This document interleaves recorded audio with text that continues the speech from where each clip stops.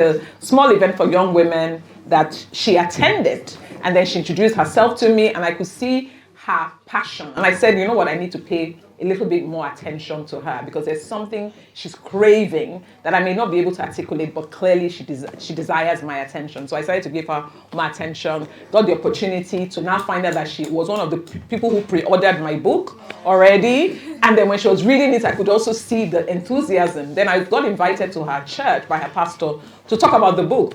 On arrival, she was the first person on the roll. And the minute the pastor says one thing, you hear her voice shouting. So I said, okay, no, this is a true fan, right? So I decided when Laterna invited me to do this, they said, would you like to invite a moderator? Who else do you think I should have called?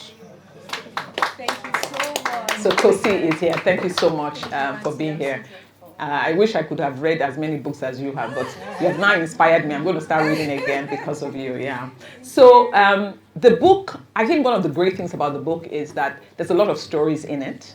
And that's why she was referencing my stepmom, she was referencing my childhood, because in the very first chapter, there's a little bit about my growing up and how I got into beauty in the first place. Because, you know, we're all products of our exposure. And I was exposed to perfumery. I was exposed to beauty, from my stepmom. So obviously you don't know, sometimes you don't know the full picture. As an older woman today, if I want to do something, I'm going to think about the future and plan backwards, right? But as a young woman, I didn't. I just started with being exposed to, number one, beauty, through my stepmom, who just was a fashionista, loved beauty, took her time. And if you read the book, you see me talk about her and reference her. And then I got the opportunity to work in a perfume store. It was the pioneer perfumery in Nigeria. It was actually called Perfumery. And it was founded by a young lady, I think in her 20s as well at the time. And I worked there during a gap year. But what I learned about retail business was something I didn't know, that was an information that I was absorbing for the future. And I got the chance when I started House of Tara. I went into production of cosmetics and now had to retail cosmetics in a way that Nigeria wasn't used to. I took the practices from perfumery into House of Tara. And so in that sense, many times we want to have the full picture, but sometimes we may not have the full picture. And I would say to many people, take the courage to take one step. As you take one step, another step, everything now begins to unfold as you go along the journey. So if I had known that if I started as a bridal makeup artist today, from there, I can become an author, maybe I would have been more enthusiastic. Round of applause for that, please. Thank you so much, Nancy. That was very beautiful. I read somewhere that says sometimes you don't work, sometimes work for the experience. You might be working, but you're working because you want to learn something from that, not because of the pay. Like you said, what you learned at the retail store is helping you now build House of Tara, and I thought that was very key and beautiful. So not everybody here has read the book. Yes. Okay. I'm going to ask because she talked about the point where it got to, and she's like, this business is taking a toll on me. I need to do something so that I can have my life outside the business. That's where the structure started, the idea to build structure started. Do you want to just say something about that? Yeah. So in 1964, Time magazine did an article. And in the article, and I think Tunde was referencing that in a sense, but I will talk about it more from a data standpoint. So in 1964, Time magazine did an article, and the article, they referenced Nigerian millionaires in 1964. Nigerian millionaires, and they featured them. They talked about their businesses. Some were in financial services, some were in manufacturing. There were two brothers who were in manufacturing. And the stories about their exploits in business was so inspiring. But then I look back today in 2026, and many of those businesses no longer exist. I don't remember their names. And if you read my book, I start the introduction with a story about a brand that I remember as a child called Tandy Guarana. How many people remember that drink? Okay. If you remember the drink, that means you are an OG. Don't put your hands up. And I remember that particular drink, and it was very famous because number one, the children loved the drink, but it was also had a very catchy advertisement on TV. And the minute the advert comes on, the kids are just running out to just experience it.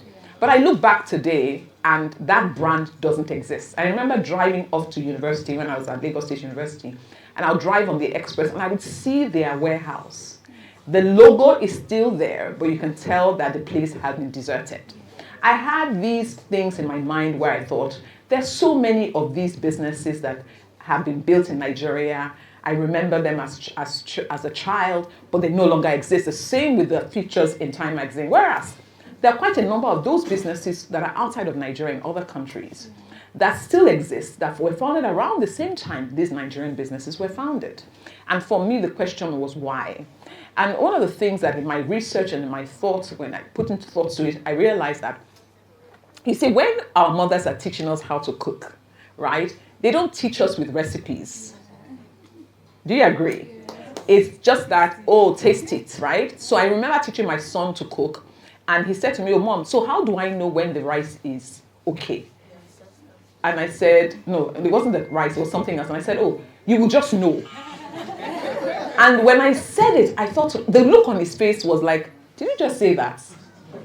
And I knew what I said didn't actually make sense, right? But that was how I was taught.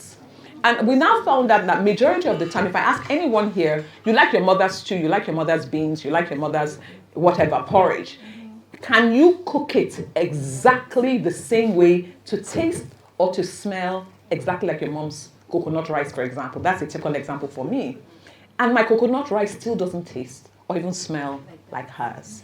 And the reason why is because we don't have a culture of teaching with process to say, this is the number that you need, this is the measurement that you need, this is the degree of heat that is required for deliver the same outcome. So to say this is the outcome that I want, but these are the steps that you must take to deliver this same outcome.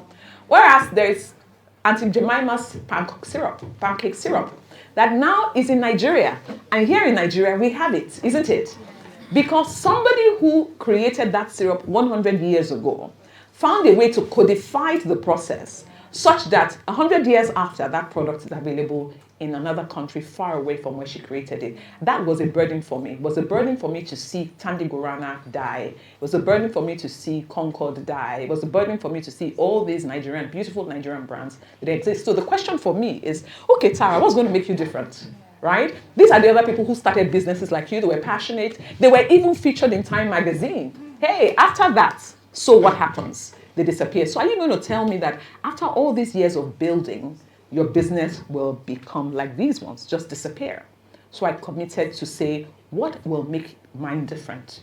And how can I be committed to making that possible? But it's not enough for me to do that. It's also, that's my typical style, is I must share the information. I'm a sharer. So if I'm going to do it, then I must let other people know. Doesn't mean that my system is now perfect, but there is a determination that I said to myself, first of all, I have to have the mindset, but I have to be committed to the process. That is not a sprint, it's a marathon.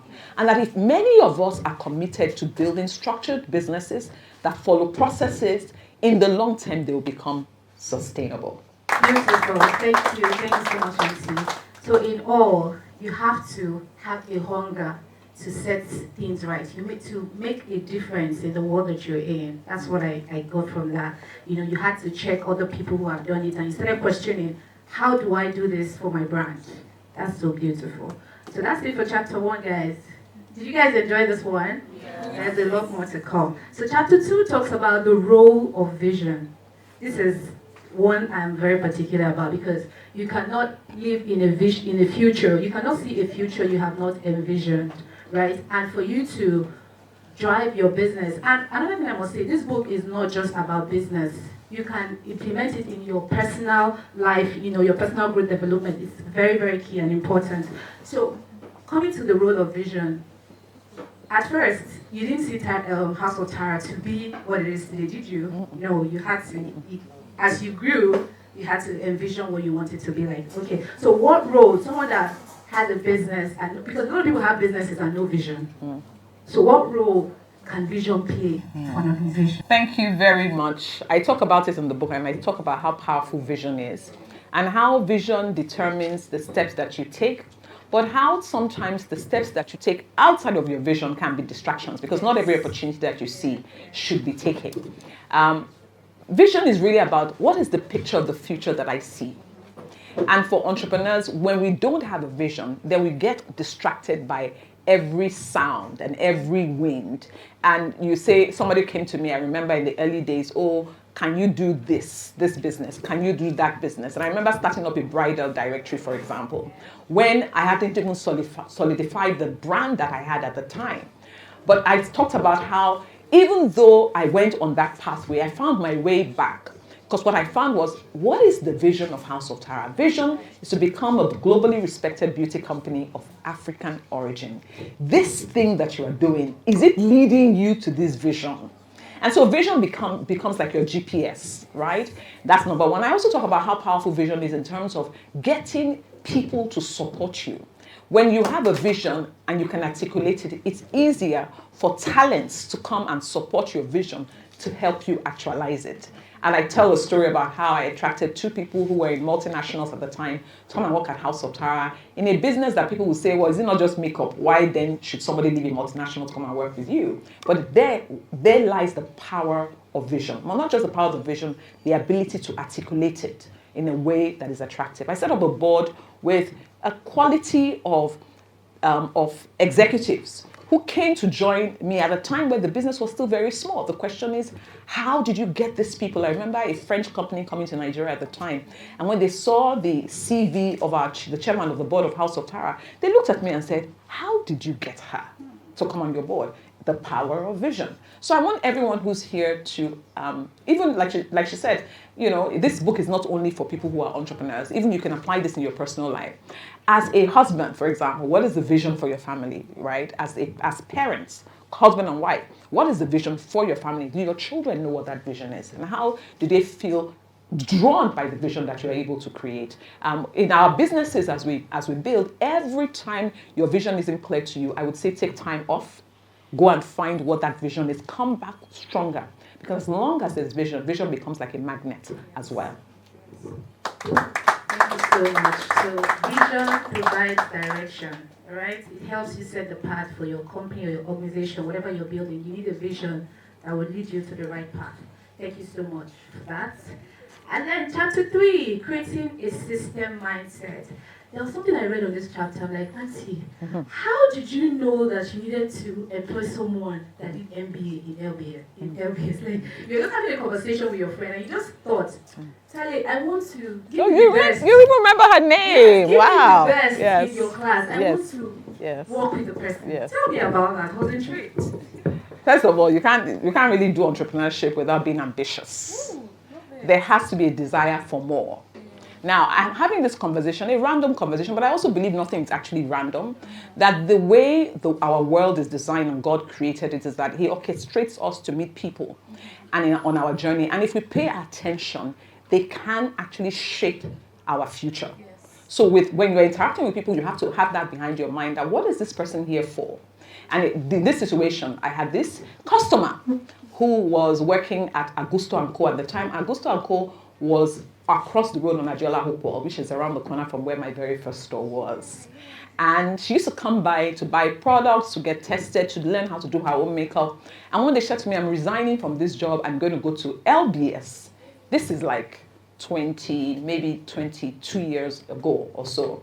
And she said to me, I'm going to go to LBS. So I said, oh, tell me about LBS. It was Lagos Business School. Wow. And I'm leaving this job and I'm going to go and do an MBA. So I thought that was very intriguing, exciting for her. She left. Then from time to time, she'll come back and visit. And she'll share with me all the things she was learning. Now, as she's sharing with me what she's learning, I am already an entrepreneur. And as I'm listening to the things she's learning, I can see how these things can be applied in my business world. But I'm not going to go to LBS, at least not at this moment. So I was intrigued. And then she shared with me more and more. But then the business started growing. And the first thing I did, one of the things I did when we were growing the business was to create our own makeup line. Remember, I started as a bridal makeup artist. And then from being a bridal makeup artist, I was using imported cosmetics. Sometimes the imported cosmetics I was using, when the customers want it, I don't have it to sell. I realized that there was a need, that the customers wanted my own product. I created that product, but when I created it, I didn't have knowledge around inventory management. I didn't have knowledge about fast-moving brands. I didn't have enough knowledge. I had knowledge about what the customers would like in terms of the shade, the color. But how do you sell? How do you distribute, right? How do you get customers to want more of this? So I knew that there was a business gap that I had. The question was now, can I bring Tale to come and join me, right? That could have been a possibility. But as I was listening to Tale talk about her classmates and talking about one guy in her class and how impactful he was in the class and how brilliant he was in the class, and she was sharing more and more, it became clear to me that I wanted that guy to come and work for me. So I said to Tale, Tale, this is your guy that you're talking about, that is your class monitor. I want him to come and work at House of Tara. She looked at me, up, down. Like, this guy should come and work for you. Then she said, can you pay? And of course, my ego was brushed. So I said, how much? And then she told me. When I thought about it, I thought, no, House of Tara can definitely afford it. But you know, at the time, cosmetics wasn't something that people thought was a real business, right? Today, I'm sure many men who are here know how much money their wives spend. So you know it's a big business. But at the time, they didn't know. So it was like almost thinking, can she afford it? Because she didn't know how much revenue I was actually generating. So I knew I could afford it, but the question was how to actually get him. And that's going back to the power of vision. So eventually I told her to introduce me to him, and I invited him over for breakfast or something, had a conversation with him. When I talked to him, he seemed compelled, but there was something he was uncomfortable with. I couldn't tell what it was. And as he was walking away, at that moment, instinctively, I knew what it was. It was the fact that, number one, I was a woman. Number two, it was cosmetics. So I said, no worry, I have your type. I know how to deal with you. And so I organized another meeting, and this time I invited my husband to the meeting. And for those of you that know my husband, that was end of discussion. That's so beautiful. A woman who's ambitious knows what she wants at all times. It reminds me about smelling your cheese. Knowing when your cheese turns bad, so you don't stay there for so long. It's key. Okay, so you want to ask something? I'm sorry, I actually came here to see Mrs. Dada about my book. Oh, and then it captured you. Captured you. And I thank God I came because I've always followed you. Yes, sir. And I just want to share one or two things with the crowd here. Yes, sir. As Minister of Information and Culture, the entire creative industry was under my watch for 8 years. It was COVID-19.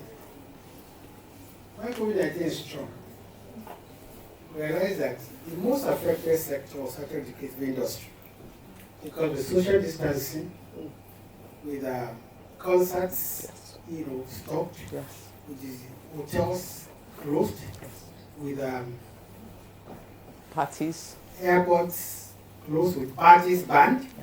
Whereas the entire industry was actually in trouble. So what we did was to commission a survey to see how exactly this industry had been impacted. And we found out that, contrary to our major belief and understanding, that music, film were the major products of the industry and the major revenue earners and employment generation. The result, and we received shocked us. While film generated about 170 billion naira in 2019, music generated about 300 billion naira. Income, then of course there was hospitality, tourism, and I think events that generated about 1.2 trillion. But the shock was that fashion generated 2 trillion. Hair and beauty care generated 1.52 trillion. And then I said, wait a minute. Then I realized that when we were young, I had was in French before I read law. And he used to tell me that two fastest ways to make money is to either exploit people's stupidity or their vanity. Or it's better both. What is vanity? Is the hair and beauty. Stupidity is gambling. And those are the two major sources of revenue in the world today. Now, so I was intrigued when I got this report, two report, that fashion generated 2 trillion, hair and beauty care 1.52 trillion. So I went further. I realized that really we're all vain, all of us. You see, whether you wear a Rolex or a Timex, it gives the same time of the day. Correct. And today, nobody actually relies on his watch for time. Oh. Your phones, Yes. your iPad will give you, The time. time of the day. However, we go that place Somewhere. to ensure that we're wearing a Rolex or something else. Ditto we should. So when you look at that industry, as long as humanity is there, Vain. to be thriving, because we're all vain. Now, but I think to me it goes beyond that. It also speaks to the capacity to generate, jobs. A lot of our vehicles that we capture are actually informal. So yes, sorry, we capture formal figures, but we don't capture So the informal figures. Now you can imagine a bride. The sheer number of people, the sheer number of industries that a bride engages on the day or 2 days before the wedding. Yes. It's amazing. From the textile to the hair and beauty, of course, Yes. to the shoes. Yes. And this is one of the greatest strengths of Nigeria today, Absolutely. the Absolutely. creative industry. And I'm glad that, things like the House of Tara have come beyond Nigeria. And in terms of, celebrity and knowledge, I think they've gone far beyond us. You see, I always tell people about the story of myself and one of my grandsons. I have this particular grandson. There was only one named after me. So naturally I liked him. But this young man didn't like me one bit. Oh. He couldn't just stand me. Oh. And I didn't know what I did. Oh. Until one day, I went to Madrid. And I went to Real Madrid Stadium. Those who are familiar with the stadium, they have this gallery. This gallery, they have all their heroes. You pick your favorite hero. To me, I'm an old man. I just wanted to please the secretary, so I watched Ronaldo. The picture of Ronaldo came out. And it was framed and I brought it home. My grandchildren came to see me. The other ones, look at the picture and say, Grandpa, can I see this picture? And I said, of course you can. The one that never spoke to me now called to the brother and said, is that Grandpa. Grandpa Ronaldo? Oh yes, what do you see? Does Grandpa know Ronaldo? No, I will take pictures with him. Yes. For the first time, my grandson called to me and said, Grandpa, please, I'll be your friend, but you take me to Ronaldo. And that is powerful. Many Nigerians have made us very proud. I'm very proud of it. Thank you, sir. Thank you, sir. One day I was in two. Yes, I was in two. I went for country festival. Of course, as a minister, you have this area of officers that go and check you in. So these guys came from the protocol, from the Foreign Affairs Ministry to check me in. But the airline clerk said, no, they won't check me in, they see me. Because I think it was the right thing to do. So I went and presented myself to the checking clerk. Apparently before then, he had tried to convince the checking clerk that, look, this man is a very important man in Nigeria. He's a minister.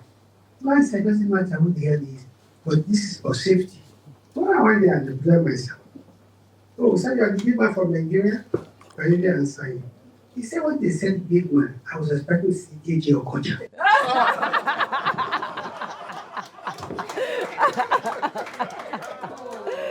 Thank you so much, sir.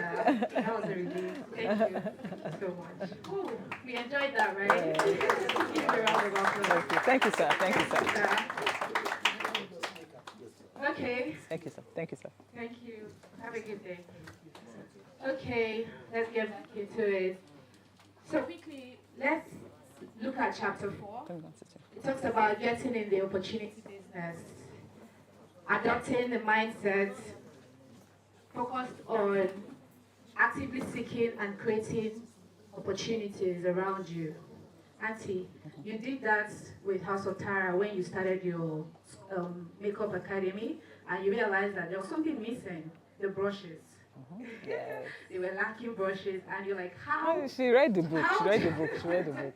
How would I fill in the gap? How would I bridge the gap between what they want and what I have? And then you went out sourcing for Chinese company. And storytelling always makes me remember stuff. Because you talked about how you met Shang Huang. Oh, please give her a round of applause. Thank you so much. You know, you had a meeting with this Chinese couple, and they didn't see the vision in what you were sharing. Yes. And you were heartbroken. Don't tell them the story. Go and buy the book. Laterna has the book for sale, so you can learn about Shang Huang. Just kidding. Okay. Oh, please get the book. It's very, very important you buy the book. It's not because we're trying to sell out. I keep saying that this is a gift to humanity. No, we are trying to sell out, please. That's secondary. But the main that is number one. Yes, exactly. My co-entrepreneur has said it.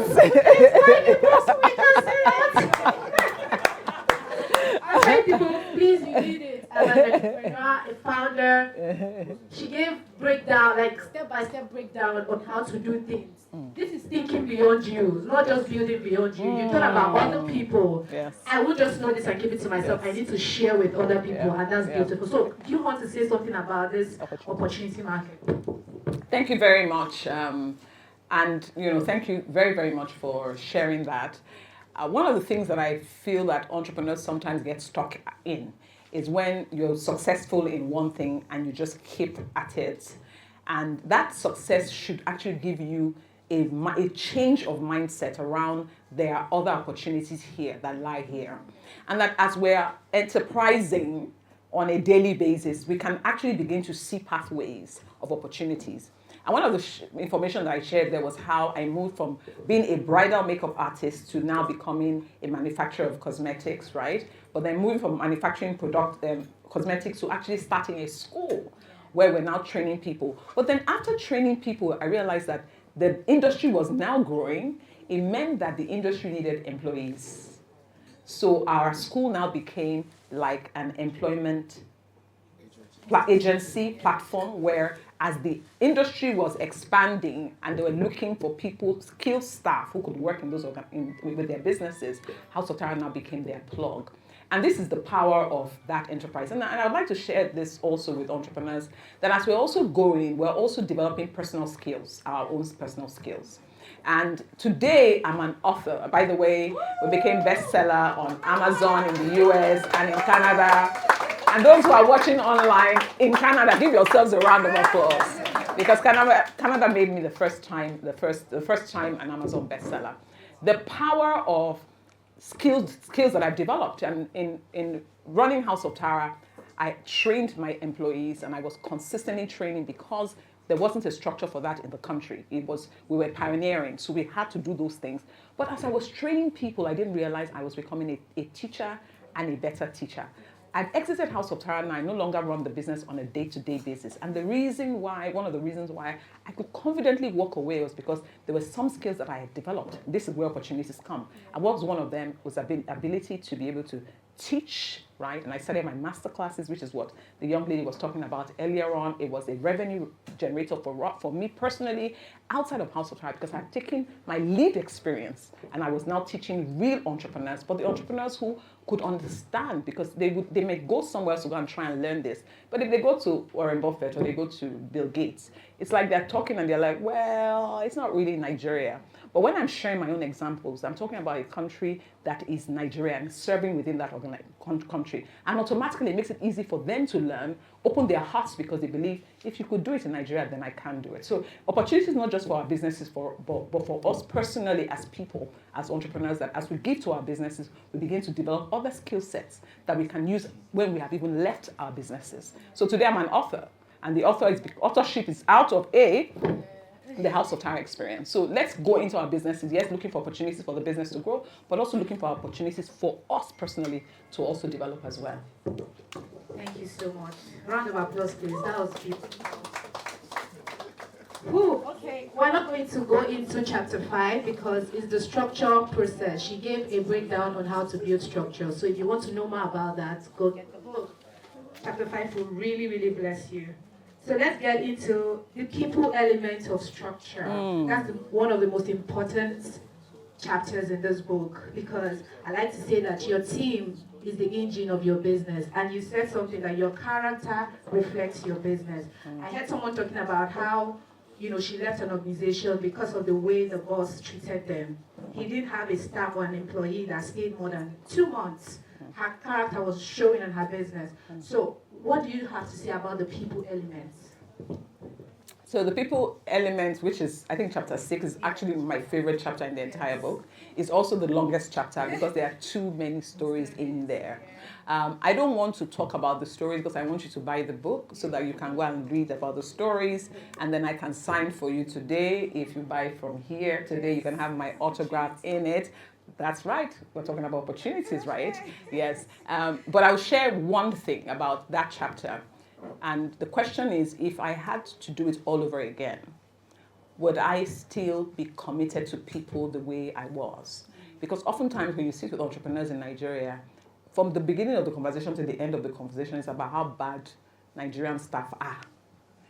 And they talk about it over and over again. But what you see magnifies. What you focus on becomes your reality. I chose my own reality, and my reality was, yes, we may not have skills, our people may not have skills, but I see my business as a training ground, and I focused on developing people. Developing people. That even if they don't stay, because sometimes entrepreneurs will say to you, why would you spend so much in investing in developing people when they would leave? And I say, it is, what if they stay and I don't develop them? Then what it says to me is that I don't care enough about my customers. That's number one. Number two, if they go, I have released a more qualified person into the world.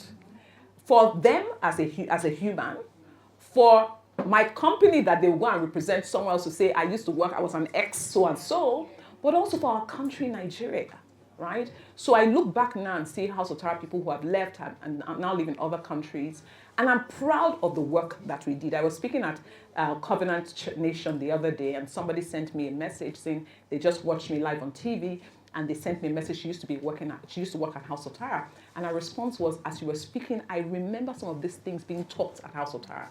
They were not things to do with the core business, it was things to do with them as humans. And the number of amount of hours that people spend in our businesses, we need to invest in them back. And sometimes do it not even for yourself, because you may not always reap where you sow, but you will always reap what you sow. Wow. Beautiful. The people element is very key. In every area of your life, you need people. You can't just do life on your own. You need people, and how you treat people really, really matter. Chapter 7, managing finances. When I was reading, I was like, talk to me.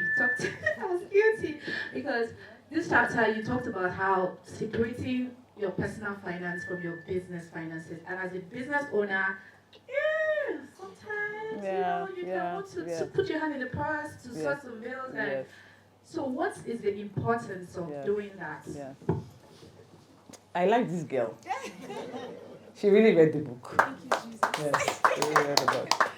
I talk about how I wanted a bank loan. I tell the story, and quite a number of you may have heard the story, but it's in the book, where I wanted a bank loan at the time, and I went to the bank, and the MD of the bank had said to me, all the stories that you guys know. If you don't know the story, you can't get the book. But one of the things that he talks about was, he said to me that all my personal wealth was basically stored in House of Tara. And he was saying to me, I hope that the next time I see you, you would have diversified your investment.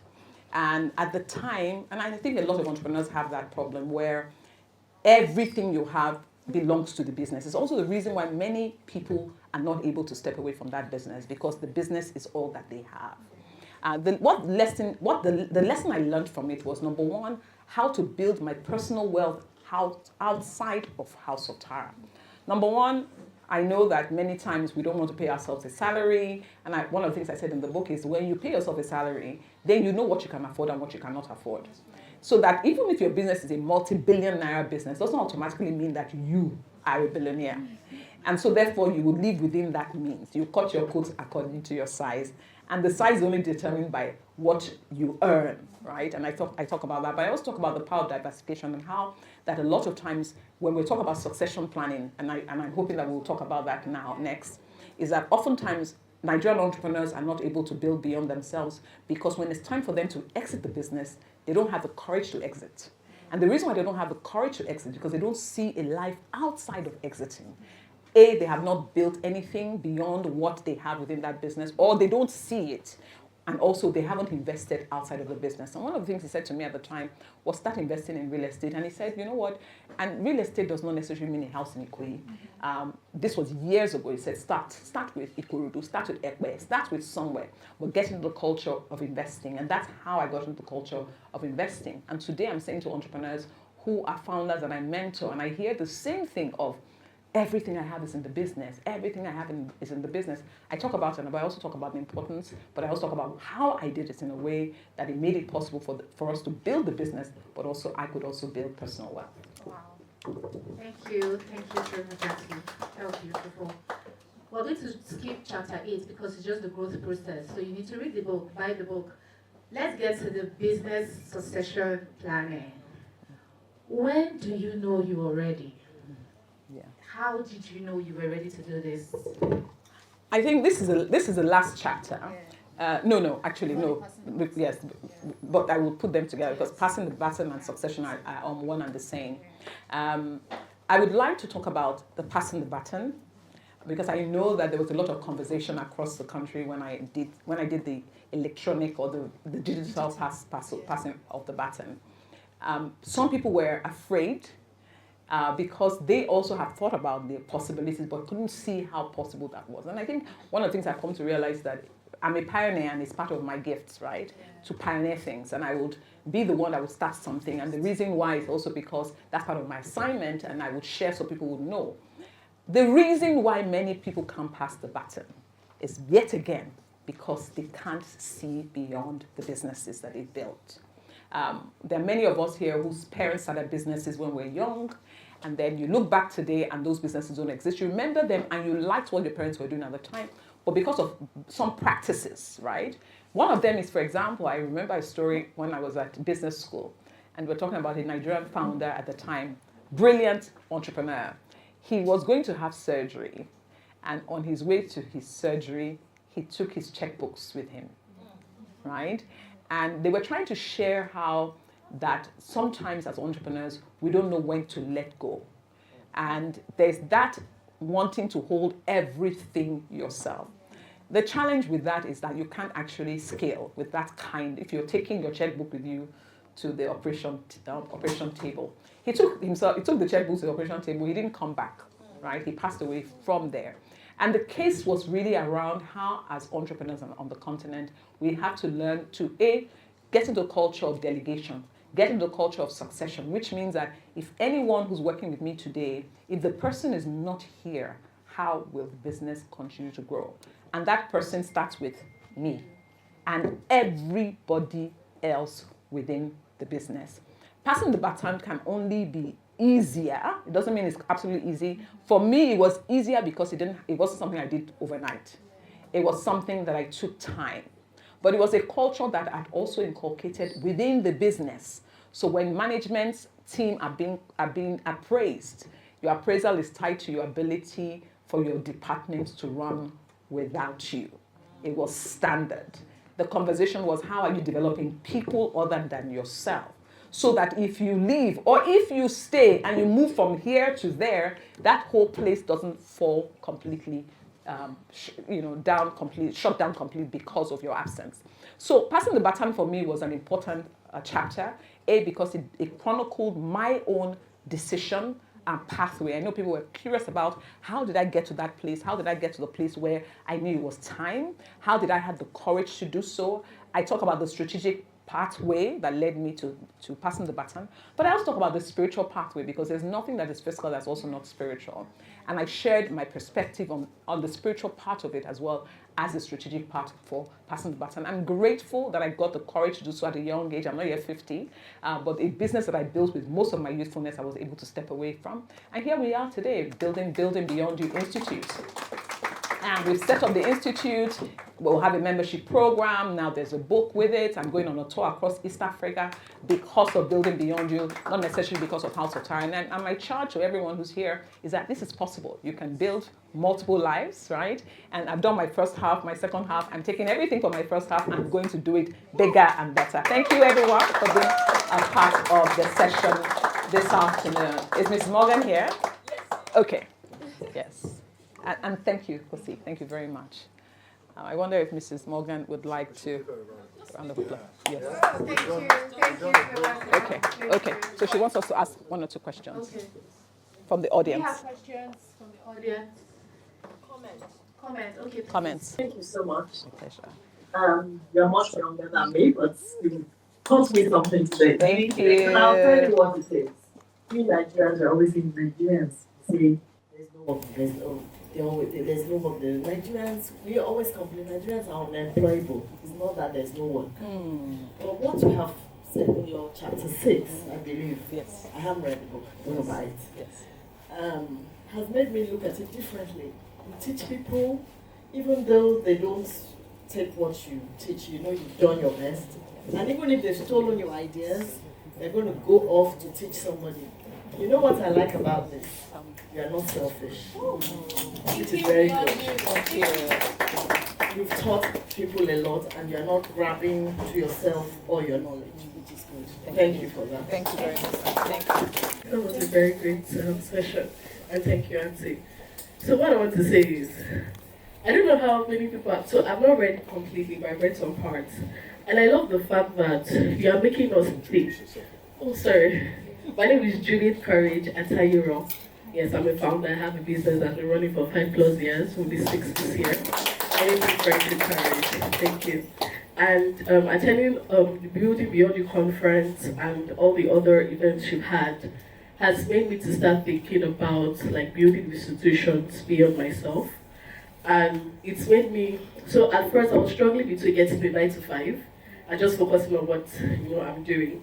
But seeing how like you started from university and now you're not yet 50 and you've grown like this much, I'm willing to give it a shot. Yes. And so I was like, okay, I'm going to give it my all to this because I know it's going to grow if I therapy do it. But one of the things I like about your book is the fact that you make us think. So it's not just, you're just not reading a book, like you're pausing. At every chapter there are questions. And you have to like really sit down to really think through things through. And there are some questions that I've seen, I'm like, I'm not going to rush it yet. I want to like really calm down, like to really think about it. And I think that was really thoughtful and kind of you. So I want to say thank you. Thank you so much. And thank you so much for showing us that it is possible. Yes, thank you. Thank you so much. Okay. Good afternoon, ladies and gentlemen. Good afternoon. Congratulations to you. And I got this invite yesterday through my brother. My name is Fela-Durotoye, and My business is 22 years this year. And it's amazing when I hear how you pour yourself into other people. I was in my brother's house in Canada, and one of my staff happens to be married to his brother, somehow. And they came and rejoiced that they heard that I was in Canada and they came to visit me because of what I poured into them.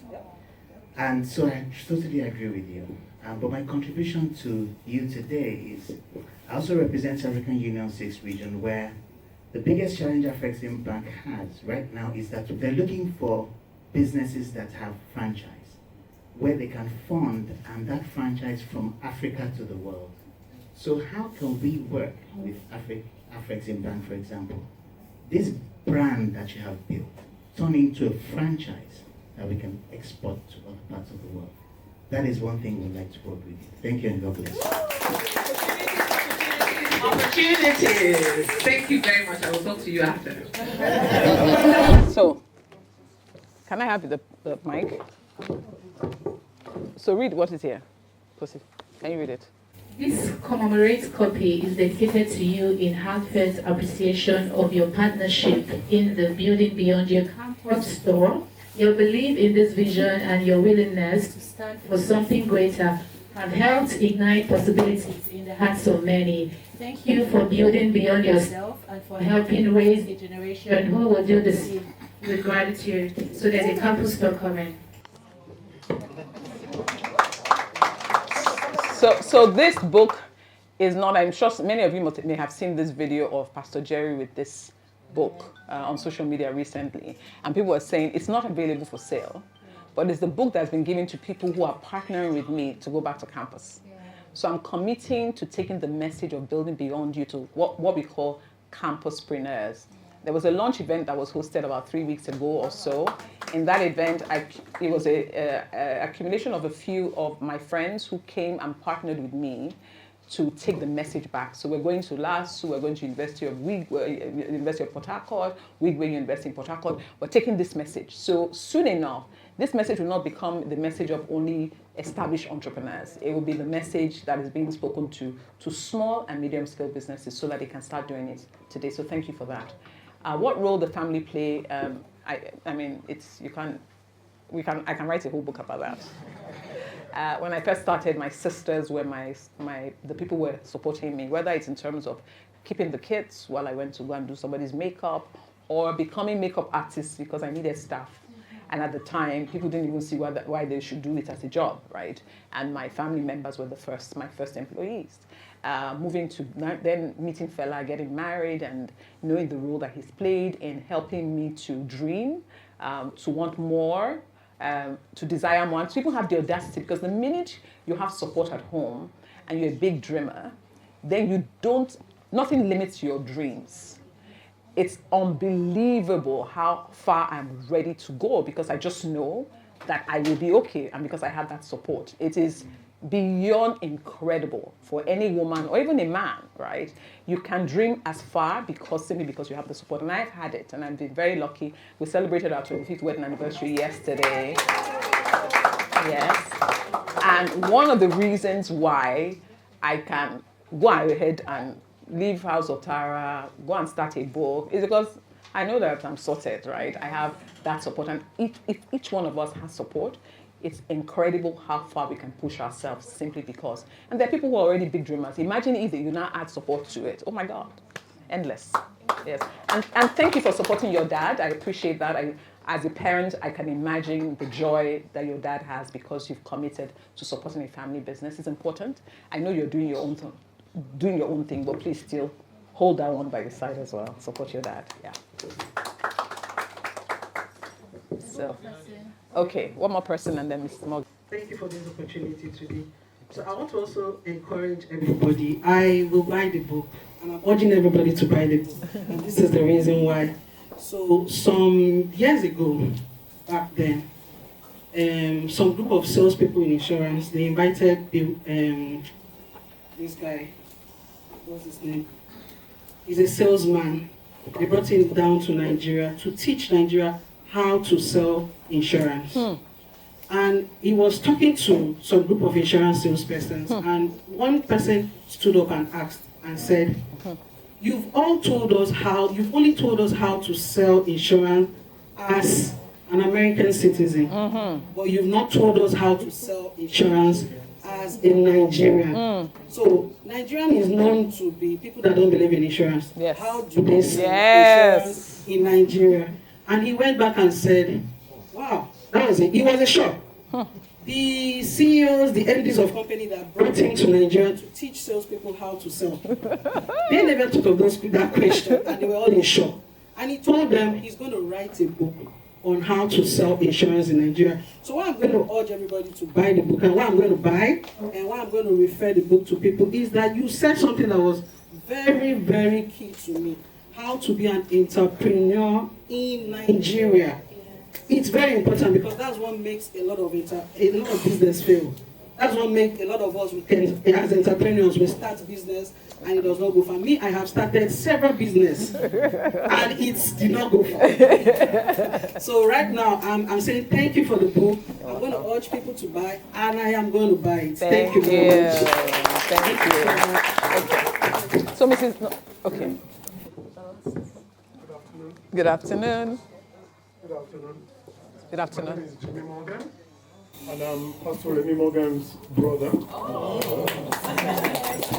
Our late father was a chartered accountant. I'd like to talk about two things, please. One is process, the other one is vision and succession planning. So our late father was a chartered accountant, but before that, he had trained to become a baker. So he was a trained baker. And every year, after he became a chartered accountant, every year he would bake at Christmas fruit cakes, and occasionally he would make it dondee cakes, with Brazil nuts on top.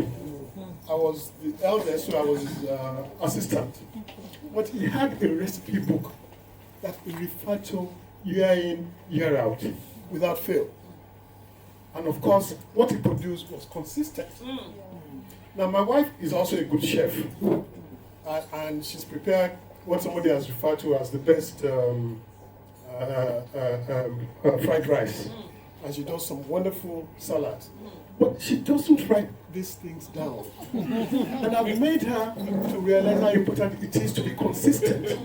And this is a challenge to everybody who cooks. Yes. Are you consistent? No.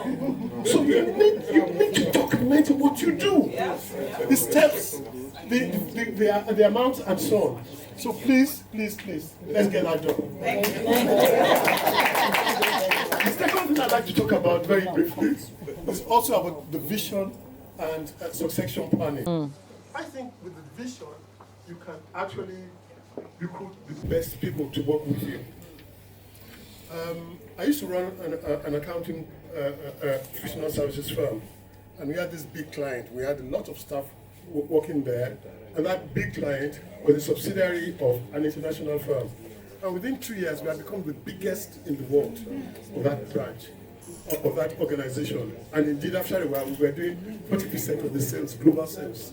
So my guy said to me, come, aren't we going to have succession planning? And I said, yes, we'll do so. I never got around to planning properly and articulating the vision.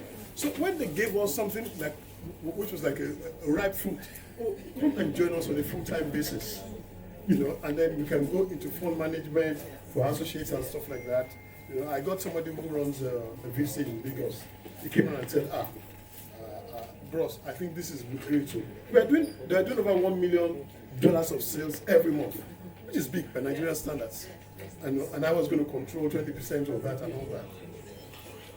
Cut a long story short, because of my background and stuff like that, we were diligent. They said, no, we don't want you anymore. And everything just fell to pieces. But because we didn't have the vision and the succession, we had the vision, we didn't have the succession planning. Everybody actually suffered from it. So please, it's important that you have your vision, and even if something else comes along, try and fit it within your vision, so that you don't lose track of what we are doing. Thank you very much. And final thing, because of what you said, I'm going to buy this book. I'm going to buy more than one copy. I have a number of friends who have international businesses. Iron sharpeneth iron. Yes. Some of the things you've said will actually challenge them. Yes. And so I promise to buy a few of the books. Thank you very much. My name is Bola Onadu. Mr. Fela invited me. Happy wedding anniversary. Mr. Fela invited everybody here. You invited me. So, you know, when he sent the invite yesterday, I told you I'm going to come. I had to come from the office. And I bought the book. As we entered and he told us about the book, I don't know what is there. And but immediately I just, you know, I have it in my mind. I bought the book. And when I was scanning through the book, I discovered that it's a book that is not just for entrepreneurs, it's what you can apply as a family. You know, I've been involved in entrepreneur for a while now. Like when I was, as we were talking and I was going through the book, is what I just told myself, me and my wife need to sit down with the book and apply it, not just on entrepreneurs, in how to scale it down to our family, to our children. Thank you so much. Thank you. The question I wanted to ask you is, at some point in the business, do you have, because everybody's talking about training. Yes, I know training is very important, training to staff and stuff like that. But experience, so you train people, right? And I've had staff that they don't know anything about what we do. Then you train them, and at some point, I run a professional service firm. And at the time, by data, we find out that at the time that you think they need to give back to the business, that's when they leave. And in my business, it's you're very heavy. You know, to train someone to learn to the point that they're going to learn something, you spent almost $25,000 to train. So in your business, how did you navigate through people living at critical time when they were supposed to give back to business? And then do you have a problem with them going to competitors as well that are in the same competition with you? So that's why, you know, we have processes around non-compete and stuff like that. Okay. Thank you. Thank you very much. It's not working. Oh, they said we should close. So I totally get what you're saying, and I do agree that I've had situations where people have left at a time where I felt that they should. In the earlier days, I used to be hurt by it. Okay. And when I say hurt, like really hurt by it. But I now have some gray hairs, and I've come to create a perspective on it. Number one, from a Christian standpoint, as a Christian and from my faith as a Christian, that we're blessed so that we can be a blessing. And so my decision to train and develop people is fundamentally because this is my mandate. Okay, so I'll do it. That's number one. Number two, I have trained people. What I found is that people hardly leave House of Tara to go and work for someone else. Because they feel that House of Tara is the standard in Nigeria's beauty industry. So why do you leave here to go and work for lesser in their perspective? Many times they need to go and actually start their own businesses. So in a sense, they become our competitors and small competitors around the place. But regardless of what you call competitors, I found that they are also become our brand ambassadors. And it's oftentimes because of how they live and how we treat them when they are leaving. There are times where I've gotten opportunities because somebody who was ex-House of Tara opened the door because they didn't have the capacity to do it, because they found that they know that House of Tara can do it, but they have this opportunity because their clients opened the door for them, but they know that it can't. I think it's important that we understand that training and developing people, we are of the same faith, so we do that, right, because of that. There's another reason why we should do it. We should do it for nation building. We should do it because, see what happened with Money Point, that conversation, right? There are many times that in Nigeria, people are not well trained, and we know, I don't need to say this, right? We know, but we make that investment because every time they go out into the world, the country becomes better. So we must do that. And then of course, non-compete, let's sign documents if there are things that are, for example, patents or whatever that's special to our organization that we want. I think in hindsight today, there are things I would do. I'm recruiting someone in Building Beyond You, and the first thing I did was I said to them, go and bring all the documents or non-compete. no non-disclosure. All those things I'm doing today, because I have grace, because of the experience that I've had in the past. So we can add that in addition. Just be wise, right? The Bible also says that we should be as wise as a serpent, be as gentle as a dove. When you need to be a serpent, you know how to navigate as a serpent. And when you need to be a dove, you need to be a dove. But we train because it's important to do so. Thank you. Great precision. So I have an online question. Okay, we'll just take some. How do you stay consistent and motivated during seasons when growth feels slow and discouraging? That's a very good question. Yes. I think over time, in the earlier days, I hardly was. I don't know how you're young. The person who's asking the question is, but I found ways to keep myself encouraged. So I'm going back again to my Christian faith. One of the ways I get motivated is by prayer. And I may not know the prayer to pray, but because I'm filled with the Holy Spirit, I will pray in other tongues until I am inspired. Amen. Okay? From a natural standpoint, I also find that I get inspired when I exercise. So the more I exercise, the more my energy levels are higher. If I'm finding that I'm feeling down, I put on my running shoes and walk for 1 hour. If you see me walk for 2 hours, you know that there's real problem. And I remember during COVID, where I walked for 190 something days every day. And people were like, oh my God, you're so disciplined. I'm like, no, it wasn't because of this. I didn't want to lose my mind. And there were days where I was lying down in bed and I felt sad. And the minute I feel that sadness, my response to it is to jump out of bed and go for a walk. And when I combine my walking and my prayer for 1 hour, by the time I come back, the inspiration is back up. So that's my own personal persuasion. So you may find yours as you go along. Thank you. So we're going to take one more question from this wing. Please come. Who wants to ask a question? Okay, come now. So we can see you here. I think she needs to. Does she need to come out?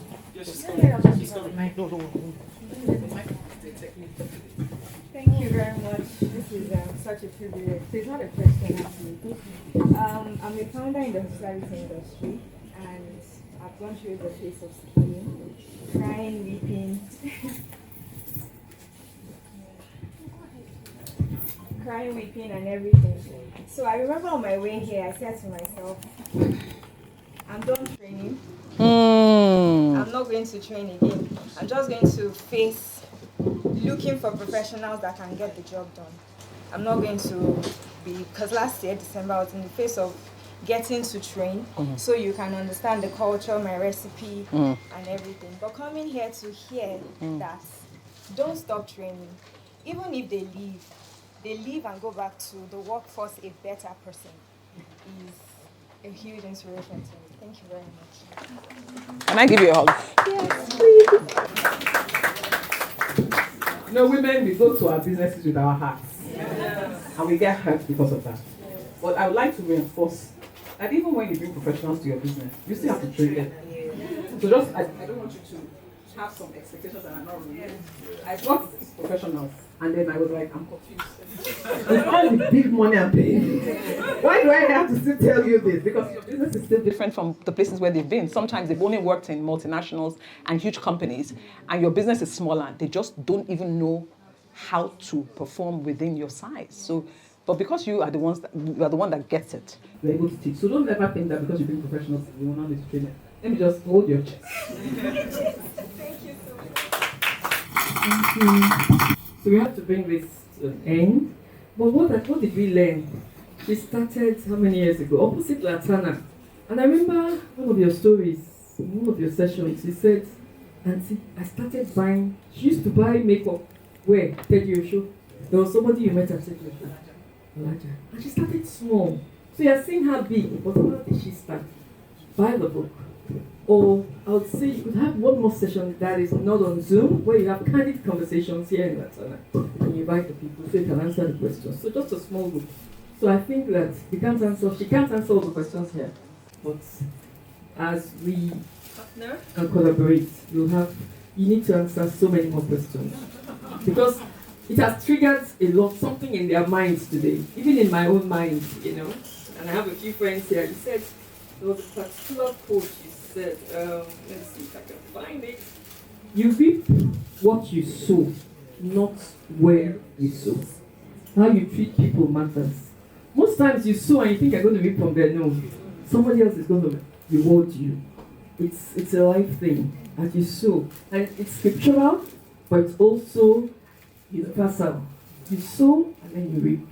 So remember the International Women's Day, give to gain. You give and then you gain. So if you have not been giving, I hope from today you learn to give. Give what you have, give that gift, give that talent, give that skill. It will come back to you. Thank you so much, Sarah. Congratulations.